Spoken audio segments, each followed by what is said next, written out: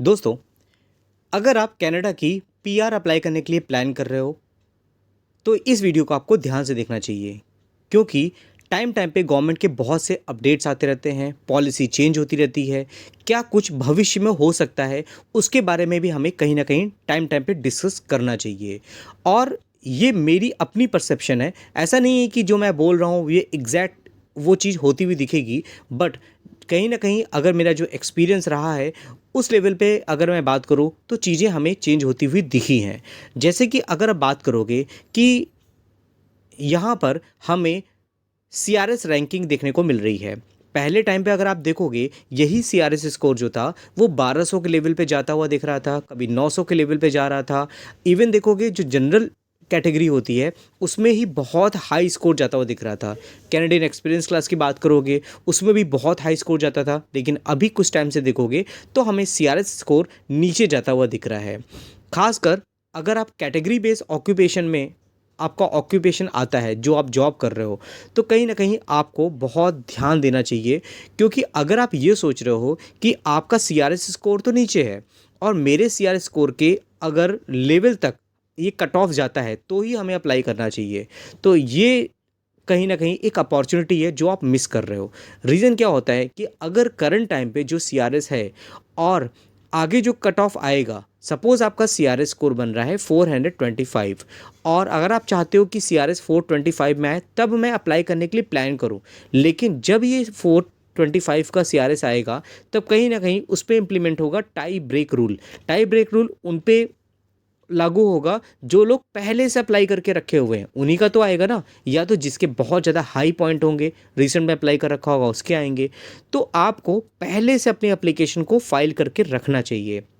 अगर आप मुझसे अप्लाई करना चाहते हो तो नीचे मैं अपना नंबर दे दूंगा, आप मुझे अपना डिटेल व्हाट्सएप कर सकते हो। तो यहाँ पे दो चेंजेस हैं जो आने वाले टाइम पे हमें देखने को मिल सकते हैं। क्या? अभी आप ध्यान से देखोगे यहाँ पर हमें 6 ऑक्यूपेशन देखने को मिल रही है, जिसमें अगर आप देखोगे नंबर ऑफ और अभी ऑक्यूपेशंस हैं जो आपको देखने को मिल जाते हैं। हेल्थ केयर की बात करें, देखोगे नंबर ऑफ एनओसी कोड है जो यहाँ पर हमें सब कैटेगरी देखने को मिल जाती है। अब इससे पहले अगर आप देखोगे तो हमें और भी ऑक्यूपेशन थी जो कैटेगरी बेस्ड लिस्ट में देखने को मिलती थी, जिसमें आप देखोगे तो एक ट्रांसपोर्ट का कैटेगरी हुआ करती थी पहले। और जो लोग सोच रहे थे कि मेरा सीआरएस स्कोर अच्छा बनेगा तब मैं अप्लाई करूंगा, और उनका ऑक्यूपेशन ट्रांसपोर्ट कैटेगरी में आता था, अब वो तो मिस हो गया क्योंकि वो रिमूव हो गई ऑक्यूपेशन। अगर आपका सीआरएस स्कोर नीचे है तो कहीं ना कहीं प्रोविंशियल नॉमिनी के थ्रू भी आपको यहाँ पर इनविटेशन आ सकता है। क्यों? क्योंकि अगर फेडरल की बात करते हैं वो तो लिमिटेड जो ऑक्यूपेशन है उनको उठा रहा है, लेकिन उसी ऑक्यूपेशन की रिक्वायरमेंट तो पीएनपी गवर्नमेंट को भी है ना, वहाँ के जो अलग अलग प्रोविंसेस हैं तो वो लोग भी तो उठा रहे हैं ना, तो उनके थ्रू 600 पॉइंट मिल जा रहा है, तो उसके थ्रू भी आपकी एप्लीकेशन पिक हो सकती है। और उसके साथ में स्टेम कैटेगरी की बात करें, यहाँ पर कुछ ऑक्यूपेशन है, जैसे आप देखोगे आर्किटेक्ट्स की बात करें, सॉफ्टवेयर डेवलपर की बात करें, डाटा साइंटिस्ट की बात करें, वेब डेवलपर की बात करें, यहाँ पे ये भी हमें रिमूव होती हुई दिखी थी। तो अभी इधर देखोगे यहाँ पर तो ट्रेड कैटेगरी की बात करोगे तो कुछ ऑक्यूपेशन ट्रेड कैटेगरी से भी हटी हैं और कुछ अभी ऐड होती हुई दिखी हैं। जो कुक की बात करते हैं वो यहाँ पे ऐड हुई है।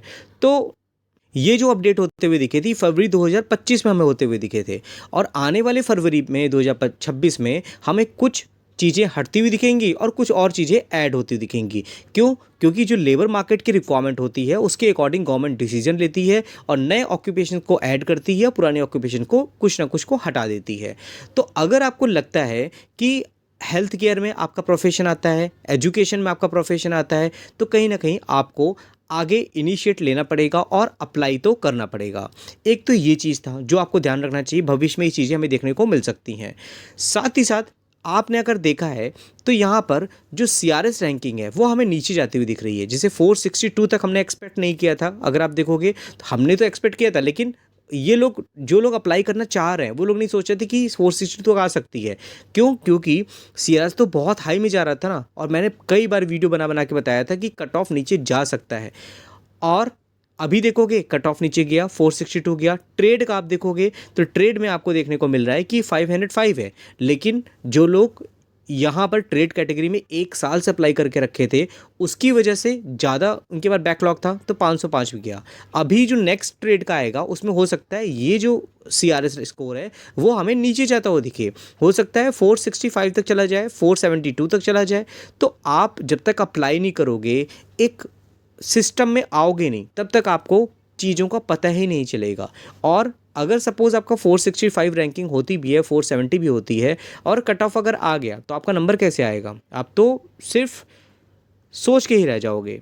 तो आपको करना क्या चाहिए, पहले अपना एलिजिबिलिटी क्राइटेरिया चेक करो, आप क्वालिफाई कर रहे हो कि नहीं, basis of your education, language, work experience, age, point जो रिक्वायरमेंट होती है 67 की, मैंने एक पीडीएफ बनाया हुआ है।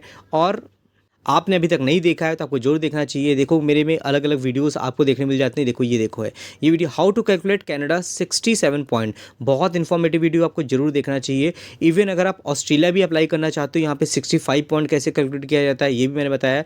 काफ़ी इन्फॉर्मेटिव वीडियो मैं टाइम पे लेके आता रहता हूँ। बहुत लोग मेरी वीडियो को देखते तो हैं लेकिन सब्सक्राइब नहीं करते हैं, तो प्लीज़ आप सब्सक्राइब जरूर करिए चैनल को, इससे मुझे मोटिवेशन मिलता है, ज़्यादा लोग मेरे साथ जुड़ते हैं तो मैं और भी वीडियो आपके लेके आने की कोशिश करता हूँ।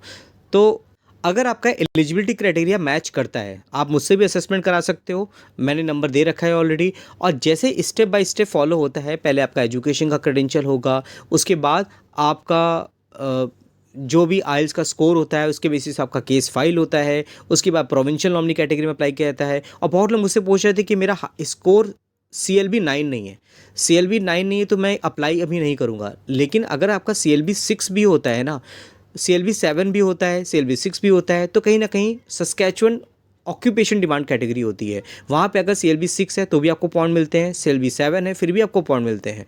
तो कुछ ऐसी कैटेगरी हैं जहाँ पे एक्सप्रेस एंट्री में अगर आप क्वालिफाई नहीं कर रहे हो तो भी आप वहाँ पे अप्लाई कर सकते हो। तो ऑप्शन बहुत है, बट आपको इनिशिएट लेना है, आपको आगे बढ़ना है। और आगे बढ़ के क्या करना है, मुझे आपको व्हाट्सएप करना है, अपना डिटेल शेयर करना है, जिससे कि मैं आपको चीज़ों को बता सकूं और अगर आप अप्लाई करना चाहते हो तो आप अप्लाई भी कर सको।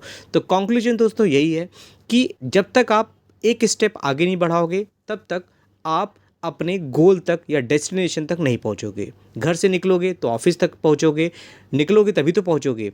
तो जब तक नहीं निकलोगे तब तक आप पहुंच नहीं पाओगे। तो चीज़ों को समझो, अगर आप इनिशिएट लेना चाहते हो, अप्लाई करना चाहते हो, अप्लाई करने का प्लान कर रहे हो, तो ज़रूर आप चैनल को सब्सक्राइब करिए और मुझे कॉन्टैक्ट करिए। फिर मिलते हैं नेक्स्ट वीडियो में, तब तक के लिए थैंक यू।